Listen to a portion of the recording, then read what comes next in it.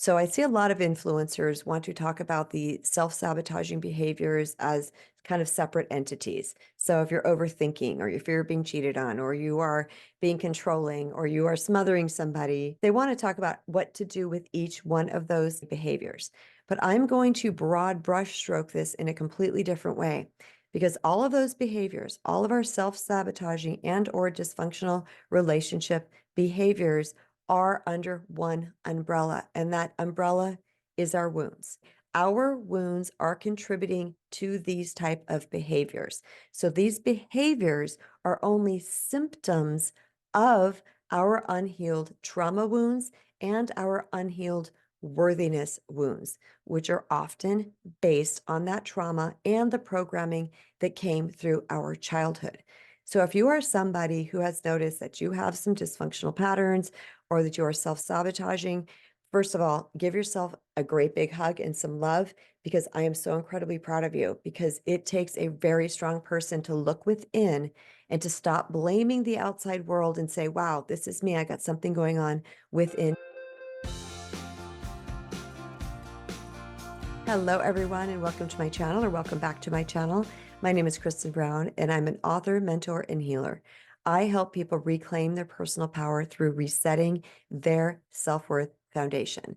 And a lot of this requires that we go and dig into and heal our unconscious wounding that has programmed our brain in such a way that we are showing up in a way that is disempowered. We have low self-esteem, we have lack of confidence, or we're just fearful in relationships. Taking responsibility for your life and behaviors is the very first and most empowered step of self-healing. Also, there is nothing exclusively wrong with you.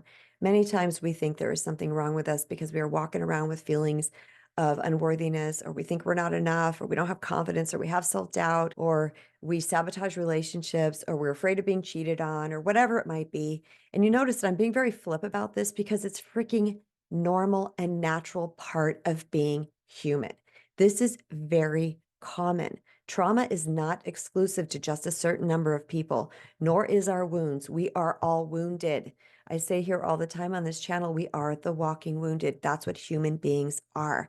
And the first part of life, it's like we pick up all these type of wounds, and then it seems as though as we get older through the second part of life, we are healing those wounds because we've noticed that that wounded way of acting is not working for us. So that's what has led you to this channel today. This is why you want to learn how to heal your self-sabotaging behaviors. I'm going to give you 4 steps. They're really 4 tips, 4 keys, just 4 things that I want you to mull around in your head because they're not necessarily in a chronological order. And the first step is to heal your trauma. We all have it. Do the work to heal your trauma. All of these behaviors that you are exhibiting are trauma based. That trauma is creating the lens through which you are seeing the world. And that past trauma elicits fear inside of us. So basically, our self-sabotaging behaviors are all rooted in fear. Pick one of those behaviors, and you're going to find that the root of that is fear. So when we heal the trauma, we are naturally going to move out of fear and more into faith. We're going to be in a more inspired position rather than this place of, oh my gosh, something's bad is going to happen to me. So when we have any type of trauma or pain or hurt that happens in our past, it gets stored in the brain. It gets stored in the amygdala, and that is our reptilian brain, and it is responsible for keeping us safe. So it's constantly going to scan our environment for ways that we might be emotionally and or physically unsafe. And when we have a lot crammed in there from our past, then it is going to keep us in a constant state of awareness, a constant state of fear and looking out for something to happen. So again, this is all unconscious programming, but our unconscious programming drives our behaviors. So when we do the work to go within and discover those fears, discover those limiting beliefs and heal them, then we are organically going to move into a more empowered position. The second tip or step is to proactively calm your nervous system. We cannot do the trauma work, the healing work, and the reprogramming of our brain if we are stuck in a state of fight, flight. When the nervous system is high, then we are in a state of constantly trying to interact with and control the environment. We're not in a state of calm where we can actually retrain the brain. So, what we are doing in essence when we are healing from trauma is we are unlearning what no longer serves us and we are learning what serves us. But we must be in a calm state to be able to retrain and reprogram our mind. This is why when you work with me as one-on-one coach and client, that I will have my clients meditate as part of their practice. Like that is a requirement. Now, whether they do it or not, or how much they do it, I still say, hey, this is what's going to work for you because we have to calm our nervous system first. Not only that, when we calm our nervous system, number one, yes, we are more able to retrain our brain because we are more in a receiving mode and we can take in information when the nervous system is calm.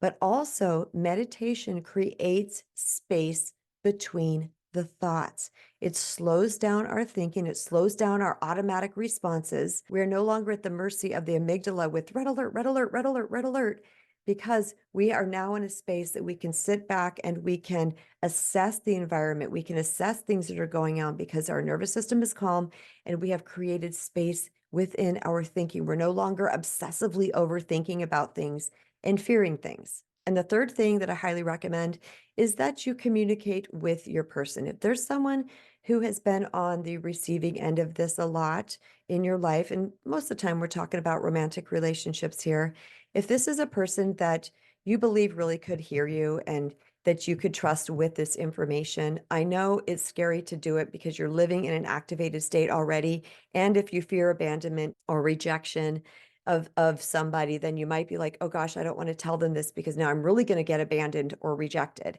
But here's the thing.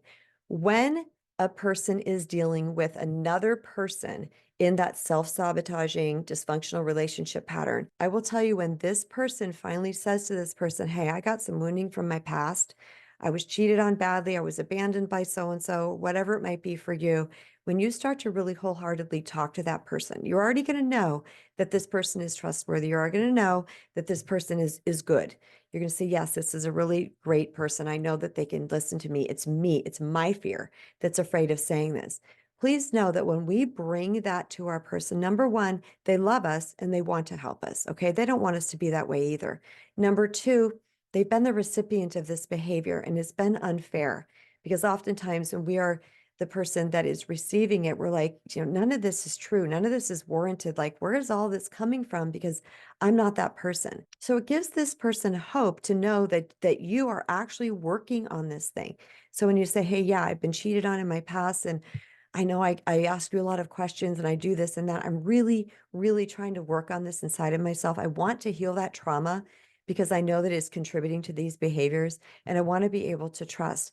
So if this comes up for me, please know that this is what's happening. And I know it's not your responsibility to heal me, but your understanding in that moment, you might be able to help me manage this trigger while I am in it. Now, I will say, huge disclaimer here, that it's not your partner's responsibility to constantly be the one to help you through your triggers and help you through your activations. Okay. That is going to get extremely taxing on that person. And that could be a reason that they eventually move on. I'm not saying they're going to do that right off the start, but over time, if they feel like it's not going anywhere and they're constantly being accused of thing or treated poorly or whatever it might be that you're doing to them, abandoning them or stonewalling them or criticizing them or whatever it might be, eventually they could get to the place where like, okay, I know this is your trauma. I know this is what's happening for you, but this is too much for me and I just can't take this anymore. So we communicate with them so they know that you know. Okay. When they know that you know, it's really balmy to a partner. It's very soothing to a partner when we take personal responsibility and say, hey, I know this is not you. I know this is me, but I'm really, really working on this. And I want you to know that I'm doing my best here. And I would appreciate your understanding in the process. And the fourth step slash tip slash trick slash technique is to question your reality. Question what you're believing to be true. Now, the reason why I say your reality is because we all have a separate reality, and it is typically through the lens through which we are seeing the world, which is through our unhealing or through our healing. So, whatever variations in there is how we are going to perceive reality. Have you ever been with somebody and they're like, oh my gosh, that person's acting like this or doing this, or I think they're going to do this? And the other person's like, I don't see that at all. That's two different realities happening within the same situation. So if you're believing something to be true about your partner, then I would have you question yourself and say, okay, I'm really feeling activated right now. I feel like they're going to abandon me, reject me, whatever it might be. And I'm going to question this. Is this true? Can I 100% know that this is true? So now you have slowed down the knee-jerk response of you responding in that old self-sabotaging dysfunctional way. You have slowed that down enough, which means the trigger is going to start to dissipate. Oftentimes, people just have something come up for them feelings-wise and they act on it. When you can slow down this whole process just by asking yourself a couple questions, you're actually moving out of that activated state and getting more grounded in your body. And when we are grounded in our body, we can make better choices and decisions. I'm telling you right now, I'm so incredibly proud of you for watching this video, researching, looking up this video, or however it came up for you, because you are doing the work. This is actually the work. You're saying, okay, I'm noticing I do these particular things. They're not working for me. They've not worked in my past. They have hurt my relationships. They have created self-fulfilling prophecies, and I want this to stop. But how do I do this? You're a rock star because you are here. You are actually doing the work in this process. So by following these 4 tips, these 4 steps to really help you to stop your self-sabotaging behaviors, what you're going to see is that you are slowly going to see yourself morph into a different, more empowered person. Your lens of fear is going to be removed and you're going to start to see situations more clearly.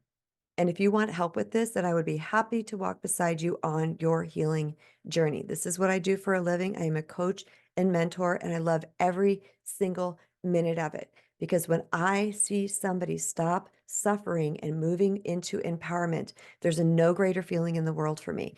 You can click on this right here and check out my coaching opportunities. Or if you're interested, you can check out my book, The Recovering People Pleaser, A Spiritual Guide to Reclaim Your True Worth and Attract the Love You Deserve.